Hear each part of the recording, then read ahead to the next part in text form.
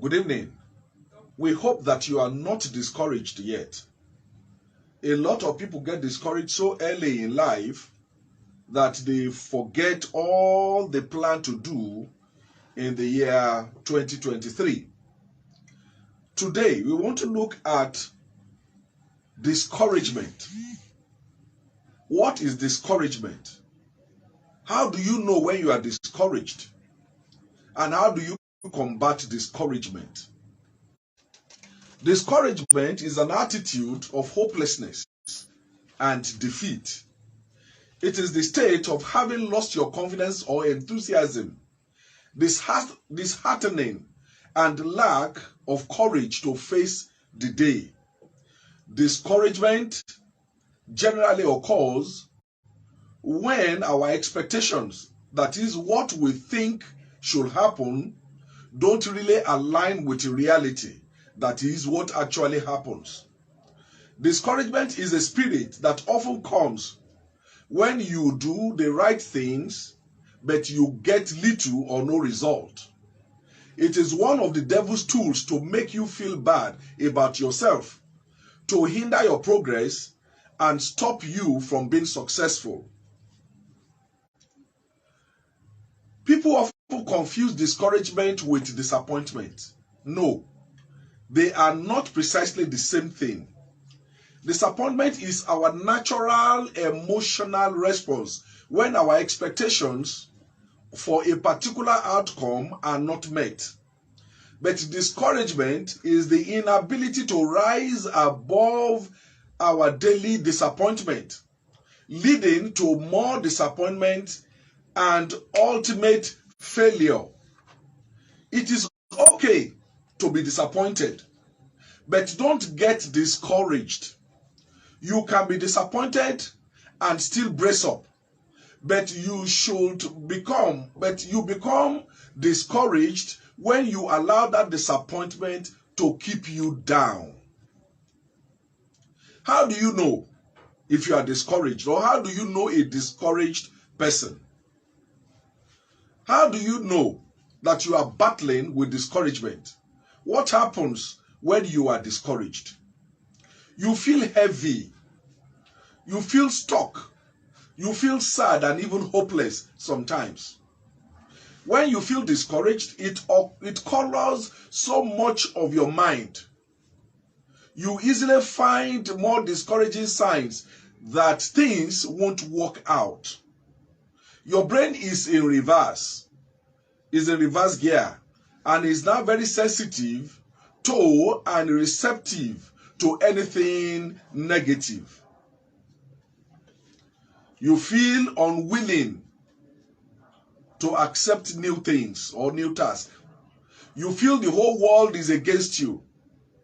You start suspecting people around you as the root of your problems. You don't feel excited to do what you do normally. You don't see the impact of your work. Everything looks useless to you. You don't feel you have any advancement opportunities. You think everything is finished. Now, you lack focus. You are crestfallen. You start asking yourself, what can I do now? You start soliloquizing, I'm finished. The moment you utter that word, I am finished, and it gets into your mind or it gets into your spirit, it is a dangerous thing to do. That is the point the devil enters into you to finish you. For some fragile people, the thought of suicide is not far away from them. Now, how do you stop discouragement? Let me discuss with you some 20 suggestions for discouragement or to overcome discouragement. Some 20 suggestions to overcome discouragement. Number 1, get into the Word and be thankful. As an apostle of the Most High, my first suggestion to you on discouragement is to turn to God's Word. I know that it is not easy to get into the word when you are discouraged, but you must go against your feelings. Search the Bible for words or for verses on discouragement. So don't be troubled by what is happening to you. Let your heart be ruled by the words of Jesus. He said in John 13:33, I have, he told us something about tribulations, that I have conquered the world, that in me you will have peace, but in the world you will have tribulations. But be of good cheer, I have overcome the world. Hold on to the words of God. Hold on to the promises of God for the plans concerning your life. Learn the habit of giving thanks. It is hard to be discouraged with a thankful heart. Remember what God has done for you in the past and encourage yourself in the Lord. Number 2, stick to your assignment. Despite the disappointment leading to discouragement, stick to your assignment. Stick to your vision. Don't give up. Do something about it every day. It is the little things that we do every day that come together to become the big dream. Hold on to the promise of God and His plan for your life. Number 3, expect challenges and be prepared for them. Naturally, always expect a hard time. A time of discouragement will come, and start building your defenses before it arrives. Know that human life is not a bed of roses. Discouragement is often a product of disappointment. Therefore, prepare yourself for disappointment. Accept people for who they are. Trying to change people is futile and frustrating. Be proactive with whatever you are doing, so that seeing the result from afar off, you are prepared. Don't ever be caught unawares. Number 4, remember you have had victories in life. When you feel discouraged, remember you have had victories before, and quickly put this discouragement aside. Human life is like a war front. War is made up of different battles. You may lose some battles, but you must win the war. Number 5, remember it is your life. Remember it is your life. When you are discouraged about anything, remember it is your life. You are solely responsible for your life. If you fail for yourself. If you succeed, you are the first beneficiary of it. Wake up, my brother. Wake up, my sister. Nobody owns you anything in this life. It is your life. Number 6, get good information on anything before you start. Seek more information on what led to your discouragement. Perhaps you failed because you were poorly informed. Be a reader. Get good information on anything before you start it. The phone in your hand is not a status symbol. There is Google on it. Enjoy fresh ideas from books or from lectures. Google what you want to do. Get information before you start, and you will beat disappointment, you will beat discouragement. Number 7, build your network. Don't be a loner professionally. You cannot know everything. You need the company of people who do what you do. Find a friend by being a friend. Be ready to encourage and get help, or be ready to encourage and help others. Your network is your net worth.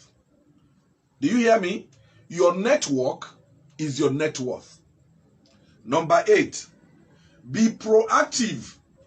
Be around positive people that makes you positive.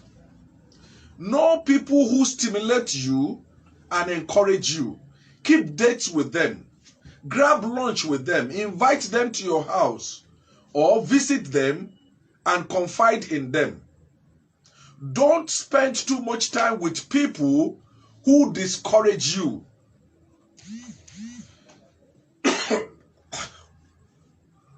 Number 8, try your hunches. No, number 8, trust your hunches. Trust and respect your feelings, your intuitions, your instincts, your premonitions. When something in you does not like something or someone, find time to probe it and find out why you naturally feel discouraged about this very person or this very thing. It could be God speaking to you. Number 10, you need a mentor. Get a mentor who can instruct you, whom you can run to once in a while. With a mentor, discouragement is defeated. 11, check who you are. Check yourself. An unexamined mind is not worth living, so said Socrates. Check your attitudes, your morality, your dispositions towards others. Good posture helps. Do unto others what you want others to do to you. What goes round comes round. Expect a harvest if you are a source of disappointment or discouragement to other people. Number 12, let some things go. We get discouraged when we try to do more than humanly possible. What we all need, we need a realistic view of what we can do. Know your capacity. Stop trying to control things you cannot control. Let some things go. When you knock on a door and it does not open, do a critical check, professional check, spiritual check. Do you really need this door? Must I continue knocking this door? Don't waste much time on a door that does not open easily. Do more of a spiritual check of yourself concerning these doors that we knock, so that you do not waste much time of your life. Time is valuable. Number 13, be intentional. Learn the habit of writing your goals and daily routine. Be deliberate. Be intentional. Draw a list of what you will be doing each day. As you do them, check them off the list. Telling yourself that I have accomplished this challenge, I have accomplished this, I've completed this product. When you do this, it lifts weight off your shoulder. It tells you that you have done something. Make your day accountable. That's number 14. Make your day accountable. What you have done by having a list of what you want to do is to make your goals measurable. You are establishing milestones. You have made yourself accountable to yourself. You can now know if you are succeeding or you are failing. Seeing progress encourages. Persistent ambiguity is discouraging. As long as that list is in proper tune with your goals and you succeed in checking them off after completing them, tell yourself you are doing well. Don't be scared of anything. Tell yourself that, oh, if I could do this yesterday, if I can do this today, I've done this, I've done this, I've done this, I've done this, I've done this, I am doing well. Tell yourself you are doing well. Number 15, do what you love doing best. Do your best to focus on things you do best. Find a way to focus your life on what you love doing and what you are naturally gifted to do. Don't spend your life pleasing parents, pleasing friends, pleasing families. Reach deep inside you to find out your purpose and start working it. You will never be discouraged when you orbit around your purpose. Number 16, don't live a monotonous life. Do something fun. Change routines. If you don't get some rest, you end up being discouraged. Get moving. Our sedentary life have an impact on our mind. Go for a walk, hit the gym, attend church programs, take a break. Even a 5-minute to 15-minute break will not kill you. It will help you to refocus or to break the negative strings of thoughts that weigh you down. If you can afford it, take a break, a week. Take time to enjoy yourself so that by the time you come back, you are full with energy, or you are filled with energy, and you have enough zest to work. Find time to pray. Find time to visit people. Find time to sing. Find time to dance. Enough of work. That is why we get discouraged so easily. Number 17, watch or listen to messages. One of my ways of beating discouragement or beating disappointment or boredom is to lie on the altar in my church, away from home, and talk to God. There are times I pick my tablet and I listen to messages of my favorite speakers, like John Hagee, like Miles Monroe, like T.D. Jakes, like Joyce Meyer, Mensa Otabil, Bishop Oyedepo, Duncan Williams. You know, you need to have a list of people you love to listen to their messages. Download their audio and video messages so that in your free time you can listen to them to recharge the batteries of your mind. There are so many motivational speakers online that can stimulate you. Number 18, keep a great environment. Clean up your workspace. Brighten your environment. Reorganize your environment. And introduce new things regularly so you don't look common, so that everything does not look common and regular to you. Being in a clean environment, new and orderly environment impacts our mood. For someone like me, I love bright places. If you come into my study, I have 2 big globes that make it very bright. It impacts on my being. I love bright things. I love changing my environment all the time. Like my study, I move things around regularly. It makes them new to me. I feel encouraged to walk again. I'm sure things like this will assist you. Number 19, be ready to invest in yourself. Before disappointment becomes discouragement, get help. Be ready to spend money or show gratitude to people who will help you. To always expect things free will not take you too far. These things you want to get free are perhaps what put food on the table of some people. Be prepared to pay for promotions and for professional help. Free things cannot take you too far, my brother. For example, some people will rather place their products on their wall on Facebook rather than pay for adverts. It will not go too far. Be ready to invest in yourself. Be ready to spend money.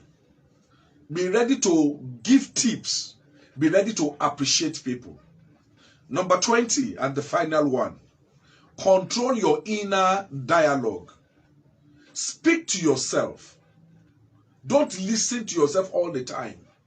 Most times, the very words running through our mind set us up for failure.